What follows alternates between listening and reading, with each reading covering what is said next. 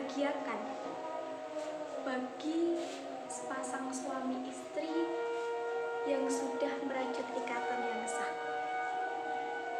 Tetapi bagaimana jadinya jika seorang anak lahir dari seorang ibu yang tidak mengharapkan kelahiran anaknya?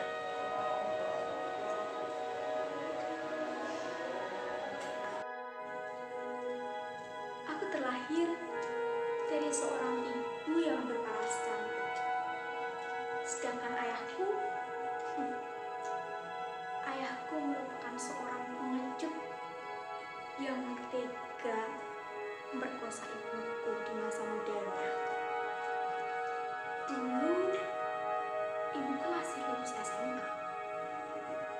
Saat itu dia menerima kenyataan bahwa dia dihamili oleh kekasihnya sendiri. Tetapi ayah kandungku utamanya, dia tidak mau menerima kenyataan tersebut. Setelah itu dia memutuskan untuk pergi meninggalkan ibuku. Tapi tak lama kemudian ibuku dilamar oleh seorang laki-laki. Sayangnya pernikahannya tak berselang lama setelah ia mengetahui bahwa anak yang dikandung ibuku itu bukan anak kandungnya. Ibuku dan suaminya kemudian berpisah. Setelah itu, ibuku membesarkanku seorang diri. Aku melahirkanmu karena aku kasihan padamu. Kurang lebih seperti itulah kalimat yang sering dilontarkan ibuku kepadaku. Aku pun menanggapinya dengan santai. Kini, ibuku telah memiliki keluarga kecil dengan 2 orang anak dan seorang suami. Aku pun hidup bersama mereka. Namun, entah mengapa, aku selalu merasa bahwa hidupku ini sepi dan hampa. Meski aku dikelilingi oleh keluarga kecil mereka, namun aku merasa sendiri. Aku merasa terasingkan. "Kamu ini bagaimana? Ini sudah hampir siang. Kenapa kamu belum bangun?" Saat malas, kata ibuku sambil marah-marah. "Ibu, maafkan aku. Kepalaku sakit. Aku tidak tahu kenapa dan aku tidak bisa bangun, Ibu." Aku merintih kesakitan memohon belas kasihan ibuku. Tapi ibuku memarahiku dan memintaku menjewer dan juga menendaniku. "Halah alasan. Cuma seperti itu aja kamu besar-besarkan. Sudah sana, segera beres-beres rumah," katanya dengan nada yang sangat keras. Aku hanya bisa diam, meratapi nasib diriku yang seperti ini. Tapi aku tidak bisa memberontak karena aku sayang pada ibuku. Aku hanya tempat pelampiasan amarah-amarahnya. Kala semua kejadian itu terjadi, aku masih merupakan seorang mahasiswa baru yang baru saja menapaki kehidupan baru. Belum genap 1 minggu aku menjadi mahasiswa baru. Aku bersyukur karena aku diberikan kesempatan untuk mengenyam pendidikan di bangku pendidikan tinggi, tentunya dengan beasiswa. Karena maklum, kehidupan orang tuaku sangat sederhana, bahkan penghasilannya pun pas-pasan. Untuk memberikan aku uang saku pun mereka tidak sanggup. Apalagi kini ditambah aku memiliki 2 orang saudara. Tentunya penghasilan mereka sebanding dengan pengeluaran mereka.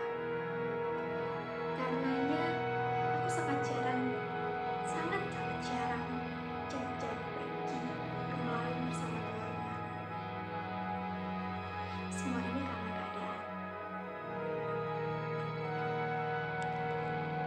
Semakin hari, rasa sakitku ini semakin menjadi-jadi.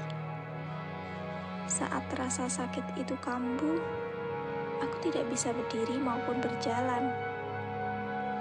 "Lina, ngapain kamu di bas itu? Kamu ini keterlaluan. Cuma sakit begitu saja nangis," kata ibuku waktu itu. Aku ini sedang sakit, Ibu. Mengapa Ibu tidak pernah percaya bahwa aku ini benar-benar sakit?" kataku sambil berkaca-kaca. Dalam hati, aku bertanya-tanya dan juga berpikir, aku ini kalian anggap apa? Aku ini sakit. Aku tidak berpura-pura. Mengapa tidak ada yang mempercayaiku?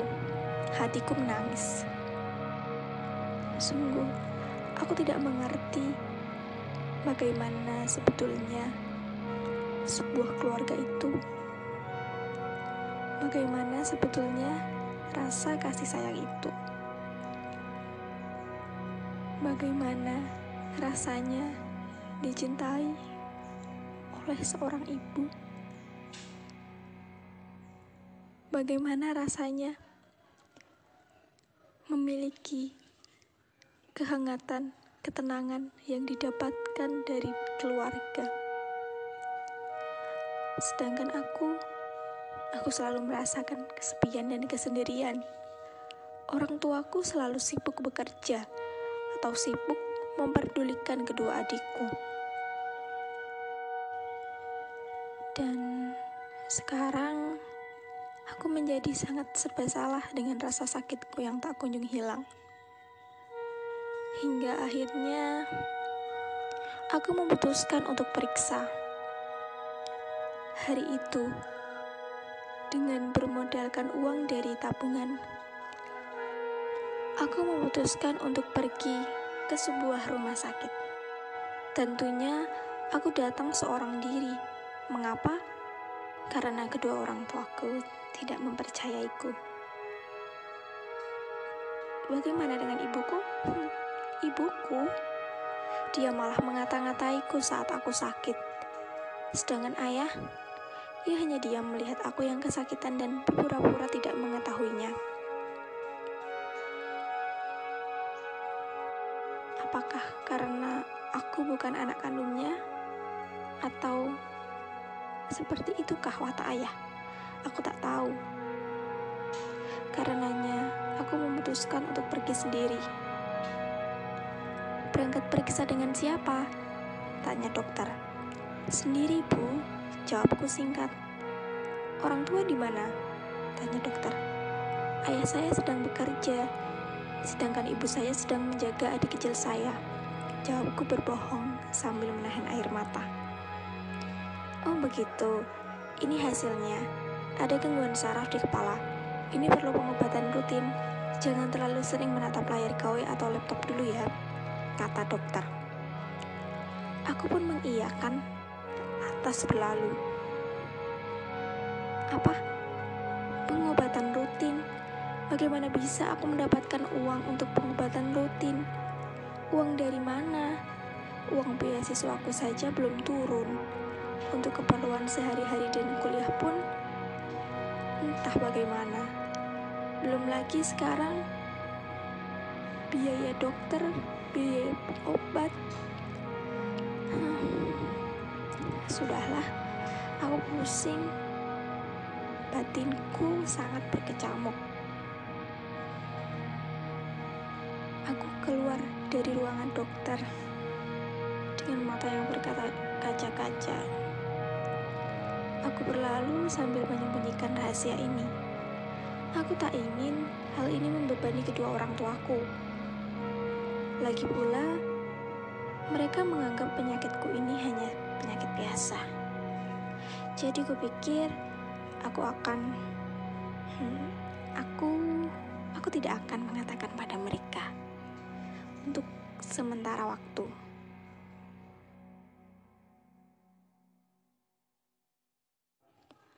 Aku sungguh pusing dan tak tahu harus bagaimana lagi.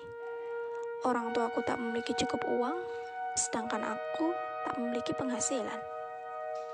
Aku sangat bingung, frustasi, dan hampir menyerah.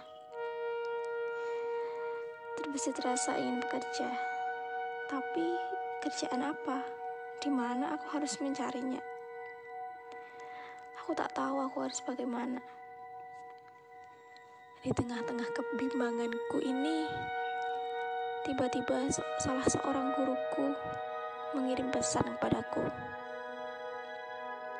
Sebuah notif yang sangat membuatku bersyukur. Mengapa? Karena aku ditawari sebuah pekerjaan. Aku ditawari untuk mengajar. Tanpa berpikir panjang, aku pun menyanggupinya. Sehari setelah pesan guruku itu, aku mulai mengajar. Aku mengawali semester baruku dengan kuliah sambil bekerja. Aku menjalaninya dengan senang hati tentunya. Lambat laun, tawaran mengajar itu mulai datang silih berganti.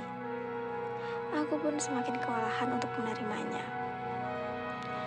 Akhirnya aku putuskan hanya 3 siswa saja yang aku ampuh. Karena aku tak memiliki cukup banyak waktu untuk kuliah, bekerja, dan hal-hal lain. Karenanya, aku memutuskan untuk memilih 3 orang siswa saja. Aku hanya akan mengampu 3 siswa agar aku tidak kehilangan fokus kuliahku, batinku. Karena tujuanku untuk berkuliah adalah aku ingin membanggakan kedua orang tuaku. Dan tentunya aku tak ingin jadi seperti ayah kandungku. Setiap bulannya aku bisa menabung dan juga periksa. Tentunya karena aku bekerja. Dan yang lebih tentunya lagi karena berkat pertolongan guruku. Aku berterima kasih pada Tuhan. Karenanya aku dibukakan jalan.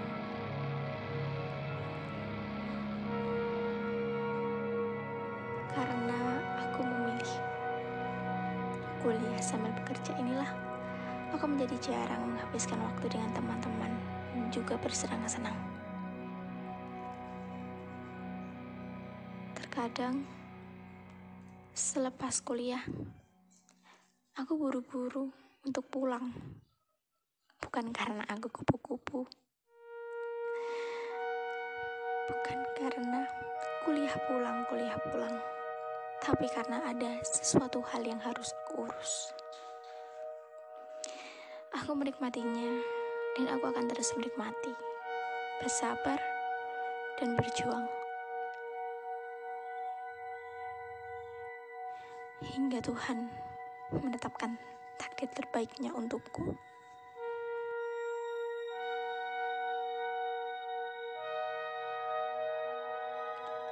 Kau sedang apa? Tanyanya kepadaku. Aku sedang membuat bunga. Jawabku. Untuk siapa? Untuk temanmu? Atau mungkin untuk ibumu? Atau gurumu? Atau untuk siapa sih? Tanyanya lagi. Tidak, jawabku singkat. Lalu, aku membuat bunga ini untuk diriku sendiri, jawabku. Untuk dirimu? Iya, untuk diriku. Untuk diriku yang telah mau dan mampu berjuang serta bertahan selama ini. Melewati setiap jalan berliku, setiap tangis dan tawa di dalam kesendirianku. Karenanya, aku membuat bunga ini untuk diriku sendiri. ingin berterima kasih kepada diriku sendiri yang telah mau berusaha selama ini. Terima kasih, diriku.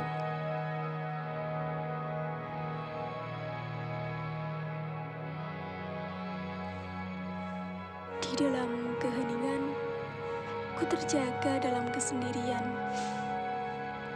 ditemani rintihan air hujan, terhanyut dalam lamunan. Pertanyaan yang selalu mengusik pikiran, namun tak kunjung menemukan jawaban. Jeritan hati yang menyakitkan, air mata yang selalu mengalir dalam kesendirian, tangisan yang tak pernah kuinginkan, berbagai kecemasan yang mengundang keraguan. Apakah aku bisa menjalani kehidupan yang selalu kuimpikan?